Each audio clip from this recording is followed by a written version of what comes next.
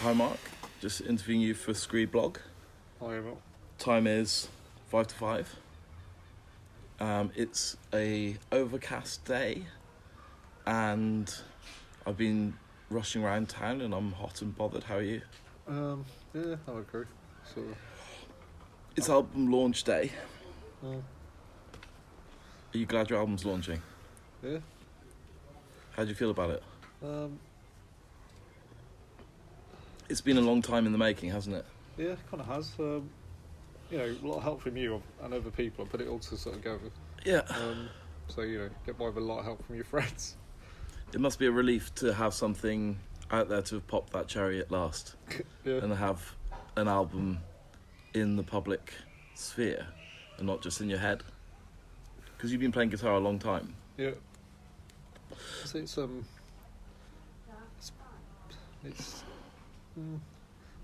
kind of in the back of my mind probably that I've had.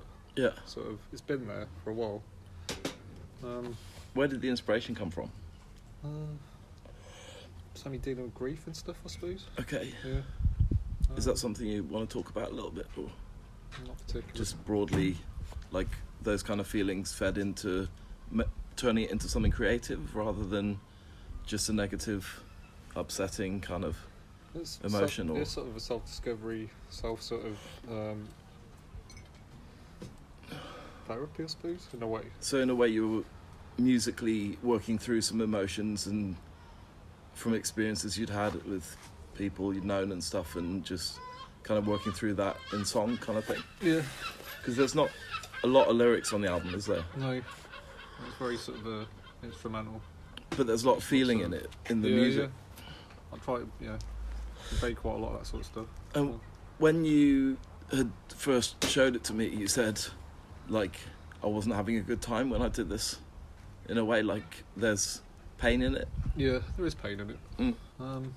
But it seems that also through the music, the pain is transcendable, or you can kind of expand to support and surround that pain. You can kind of grow bigger than the pain, because the pain doesn't shrink in a way, does it? No, the pain's always there, but I mean, it's sort of, I suppose, by doing it, I've kind of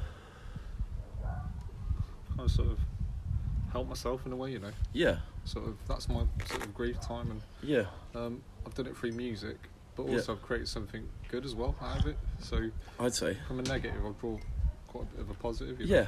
By And like perhaps other people, I mean, like we were saying earlier, making this tea we're drinking and stuff, like life isn't just one jolly thing after another, is it, for anyone?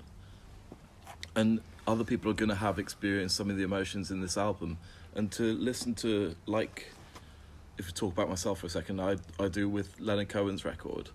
If I'm feeling stressed out, I listen to that. Some people say that's very depressing music. I just find I feel heard by that music. I feel the emotions I'm feeling are reflected in some art that someone else has made. Yeah. And I think your record does that. Cool. Nice. So do you think it can kind of help other people deal with stuff? That's what I think.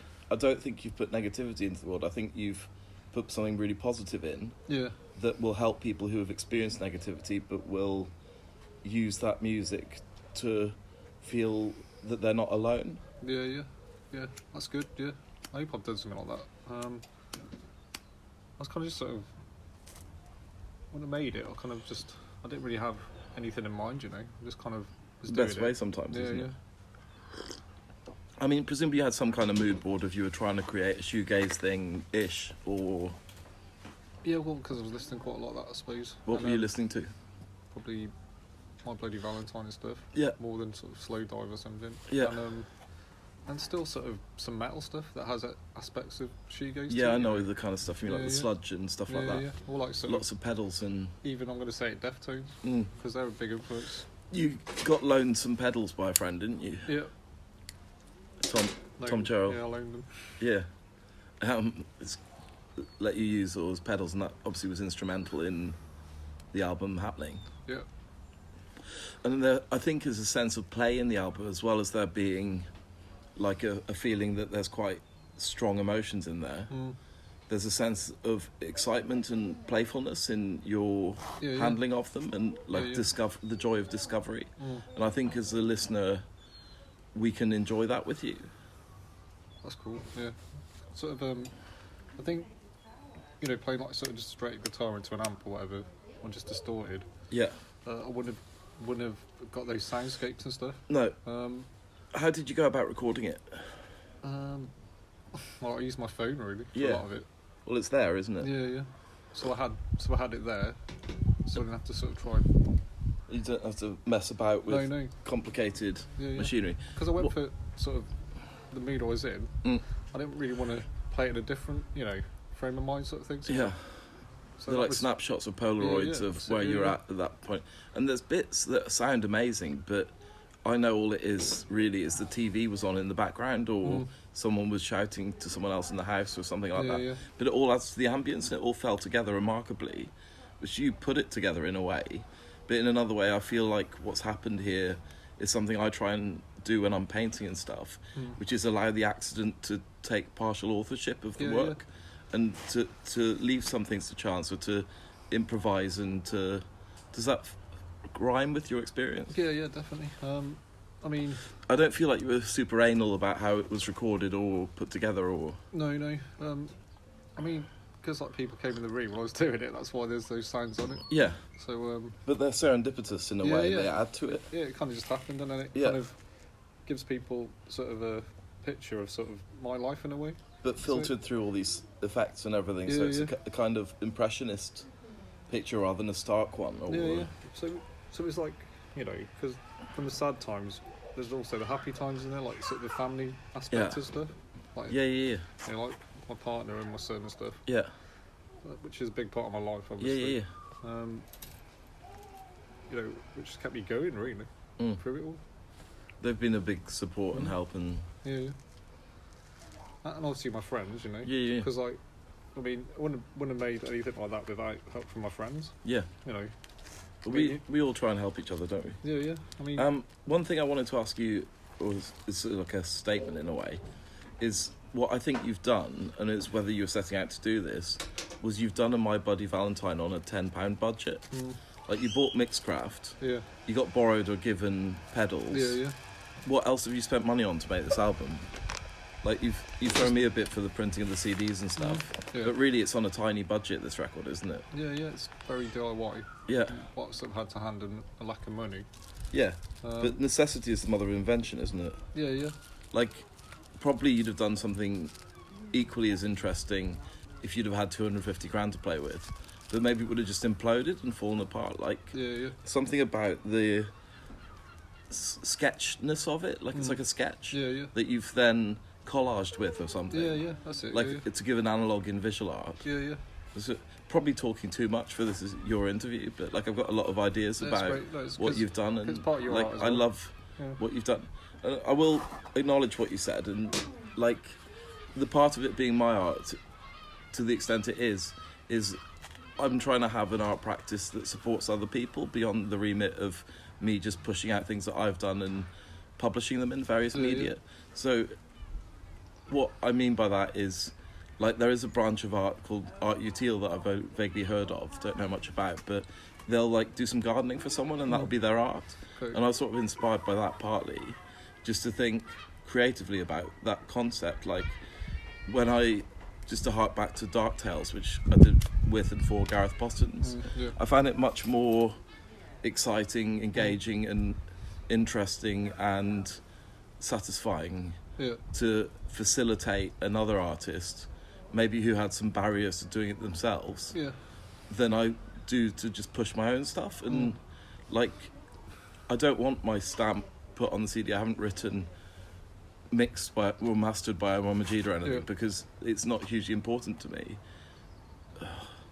But I do value you letting me in enough to give me those mixed tracks you did and let me master them and burn them on CDs and stuff, because it feels very meaningful to help out a friend like you would, because it's been a long time, as far as I'm concerned, that you could have released something in that time and it's never yet happened. And that's, I guess, leading to my next question, which is, why didn't you release something before now?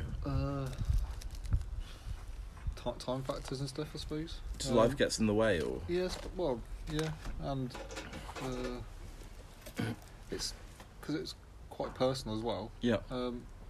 seeing what sort of reactions people would have to it, and I was Yeah. a bit sort of not necessarily worried about what people would think, because it's putting yourself out there a lot, isn't it? But it is depressing if people are admonishing or criticise your creative work, and maybe that happens more in your head than it happens with real people in reality. But you'll hear things through the ears of your friends, or you'll see drawings, for example, through your tutor's eyes or something. You'll think, like you've told me when you come around for tea on many an occasion, things like the tutor said that wouldn't sell, Mark, or like, I wouldn't buy that. Yeah. And some of these voices resonate in us all, don't they? That we haven't had all the encouragement we could have done in formative times, and sometimes, despite I think quite big gift as a musician, you still, and an artist, feel lousy about some of the stuff you do, and that's maybe the artistic burden in a way. Like, maybe I'm not really a visual artist in the sense that I'm satisfied with some of my things, or I don't want to turn it onto me again, but I know a lot of artists who are very self-critical, and when they finish something they just want to go to the next bit, the next further, and leave that's things unfinished and stuff. But you got to enjoy the view, don't you, on the way. Let's acknowledge that you've done something good. Now what's the next thing going to be? What will it be? I kind of I knew it was something good. It was that I somehow discovered some sounds just through using these sort of pedals and stuff. That you were just improvising, really, weren't you? Yeah, there's lots of improvisation, and then obviously using sort of Mixcraft and stuff. Yeah. Being able to put layers and stuff. Like effects and just kind of experiment with all of it. Yeah. It was a very experimental venture, really. Yeah. Do you think you've learned from that experience? Yeah, definitely. I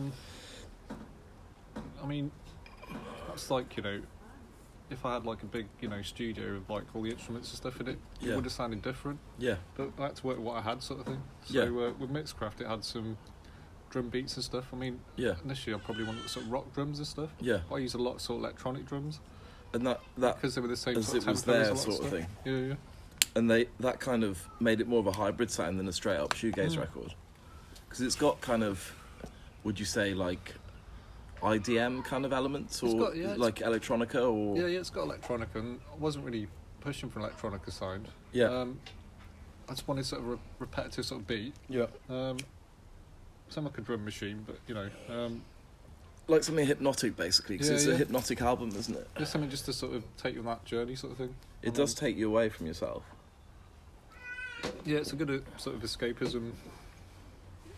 It's like chopping wood, isn't it? They say it warms you twice. Like, presumably, like making the album was a good distraction and escape, and now you've got it to hear occasionally when you want to. Yeah. And other people can also warm themselves on the escape of listening to those sounds and drifting with the eddies and flows of the. Yeah. It's like Tom and I were listening to it, Tom Cherrell, for him to hear it, and he was excited, and he was like, "Can you hear that voice there?" And I was doing the same thing. It's kind of like, I don't even know if those things are in there or if it just makes it. Yeah. Because it's like noise, some of it, not in the musical sense, but like TV static. Yeah. And it's blending in with the sort of the effects and stuff. You hear echoes of things that you might be imagining listening to it as well. It's just a great. Yeah. You can. It's like a soup. You get pictures in your head sometimes, and it's good. It can. I think. Yeah. It's God, cliche to say it comes out of pain, but it did. But then I thought, started having more sort of fun with it, experimenting, and not really sort of knowing what I was doing. Yeah. Or with the pedals, so I was just playing with them. Really, a lot of it was an aspect of play. Yeah. Well, I picked that up from it, and like partly from knowing you, I imagined it would be like that because you get excited about music. That's one of the things that means a lot to you, isn't it? So where did your interest in music come from? Young age, I think. Yeah. Did you just buy a CD or tape or whatever, or was one of your family into music? Or? Yeah, there's always music around, and and then growing up as a teenager, music starts to mean a different thing, doesn't it? Yeah, we kind of decide what you sort of like and what you think's And cool. what were you into then? Kind of rock and grunge and stuff. And, Yeah. So you were in a band called Laminator, which was Mm. that kind of thing, wasn't it? Yeah. With Russell Taysom. Yeah. And Little Matt, who else was in the band? Ashley. Yeah. Well, Laminator started off. I'm not going to do the back history of Laminator because it started off with sort of Gareth Russell, Yeah. Big Dave and drums. Yeah, It was yeah, kind yeah. of just noise and more sort of an art project in a way. Yeah. Russell's baby that he kind of. It's like art nurtured. punk, wasn't it? Yeah. And they were quite wild, some of the shows and stuff. Yeah. So you've gone from like roots in kind of, what would you say, almost transgressive music or something, like something quite at times violent or loud or aggressive, Sort of punk. mixed sort with a kind of, that creativity was always in that as well, wasn't it? Yeah. But now I think, if I might say, you're 40, 41? Yeah. 40. 40. 41st. And yeah. like in your maturity, you've kept that creativity Mm. and spark of the excitement of it, but it's matured into a more settled, kind of cerebral, perhaps, Yeah, it's gone. experience. It's not as visceral. It's gone more calm kind of thing, I suppose. Yeah. Sort of. Even though I think it still has that in it. You at think that's times, still It's still in there? got a bit of sort of a punch to it. And Mhm. So the one track, Highway 77, is Mm. like a real stonk of a riff in. It's a bit of a guitar track, isn't it? Yeah. And it sort of stands there, I think, in the middle of the album, Mm. kind of as a jolt to, so you might be nodding off or something. You wake up when that Yeah, comes yeah. on, and it's kind of like you can nod off again for the 30-minute track at the end. That's just Yeah. like quite an incredible journey. Mm. And like, not everyone will have discovered yet, because only 2 tracks been released. There's a secret track on there, isn't there? Yeah. That's a good one to find for anyone listening. Yeah. Because that's a good tune as well. About to wrap it up really, but like, anything you want to say about the album, or like where you want to go next or something? Yeah, if I want to go next, maybe. I don't know if I could really replicate what I did with that. No, It's you kind maybe of- wouldn't want to. It's good to move forward, and Well, yeah, it's kind as of. good as it was. Yeah. And like, I would recommend anyone to go and listen to it Mm. immediately. But I'd just be interested in what you do next. So plans for collaboration, perhaps, and like, I'm hoping this band takes off Jazz Max. Mm. So you're going to be guitarist in Jazz Max, and I'm playing keys, clarinet, because he's playing bass, and we're neighbours. That's nice. So Yeah. we're practicing down the road at KJM. Old John Burridge, when he's out of isolation, will be on drums, Yeah. and he plays them like nobody's business, and Yeah. like in a very creative way. And we'll be swapping instruments probably, and Yeah. he'll want to go on the guitar, or he'll show you something and you'll pick it up, or Yeah, you'll yeah. figure out a riff, or like I'll put the clarinet down and Yeah. pick up the guitar for a change, or Maybe I'll do some drums. you could do some drums, yeah. Mix it up. Have Because you had to do drums, just to tell an old story that time with Laminator, didn't you? Oh yeah. Do you want to tell that story? I think you can tell that story. Shall I tell it? Yeah. You can tell it. Probably I'll better. tell it how I remember it. Mm. Like, some things I remember wrongly, I think. For example, like, well, I think I know what I was like. I said, let's go. I was driving. Yeah. We were going to, where was it? Wales somewhere. Wales. Yeah. No, it was just outside of Hereford. Was Was it? it Walcott? No, it wasn't. Walcott, It was, what's it called? No, it The wasn't. Welsh Um, bandstand place. Yeah. What's that? You Can you remember? remember it more than I do. I can't remember the name of it. I can remember you gave me bottles of I gave you wine, bottles of Stones which I- ginger wine. which I drank. And quite Ashley quickly. and Little Matt Mm. were racing for the passenger seat because they wanted to be Yeah, in the yeah. front. Yeah. And as I remember, I didn't really see the actual collision. Ashley opened the door suddenly, Mm. and Little Matt ran into it head first and brained himself. Yeah. After a few drinks. And he probably. got into the back of the car, and I was very discompassionate at this point because I was slightly deranged, Yeah. and just said, "Shut up, you're all right, let's go." Yeah. That's what it was, wasn't Yeah, it? yeah. Like, I would hate to be like that nowadays, and like hope I would be considerate and helpful to anyone in need. Yeah. Yeah. As he got But at older the and time, sort we of just all- got on the road, and then when we got to, I still can't remember the name of the town, Clan something. one of those Welsh Clan towns. Dodd, was it? Yeah, I think it was somewhere. It was like Clan Dodd. that. Yeah. Like, we had to stop at the hospital for Little Matt to get out and get his head checked Yeah. because he was passing out or something He's and wasn't well. he went a bit sort of white and stuff, and he's He looked bad. yeah, he had a big bump on his head, and Yeah, he'd had a knock, and he went in there to check he was all right for a head injury, and we played the gig anyway with you on drums because he was the drummer, and you put the guitar down, picked up the drumsticks, and played the drums. Yeah. Like double bass pedal, which I couldn't play. Yeah, you didn't know how to do that. We get like 3 songs in or something. We only did a couple. I threw fireworks at an old man who was drunk. Yeah, like I recollect the keyboard falling off. The keyboard fell off the stage. Was I playing the clarinet as well? I can't remember. Well, I had like a little toy thing, didn't I? Yeah. Oh yeah, you did. Was that another gig? I played with Laminated twice, basically. Yeah. And that's like I know all you guys through Russell, pretty much. Yeah. Shout out to Russell. Shout out to Russell. Yeah. All right, Russell. Russell. There you go. Yeah. Hope you can get out of Wales soon. Yeah. Get out of Wales free card. That's what he needs. Get out of Wales and pick up that picture that you bought off me. Yeah. Which I only remember today that you bought. Oh yeah. Well, thanks for that. That's all right. Thanks for being interviewed, Mark. And like, I hope the album goes well, and like, look forward to doing stuff with you. Look forward to hearing what else you do solo. Yeah, cool, man. Cheers, mate. Yeah, cheers. Cheers, over. Thanks.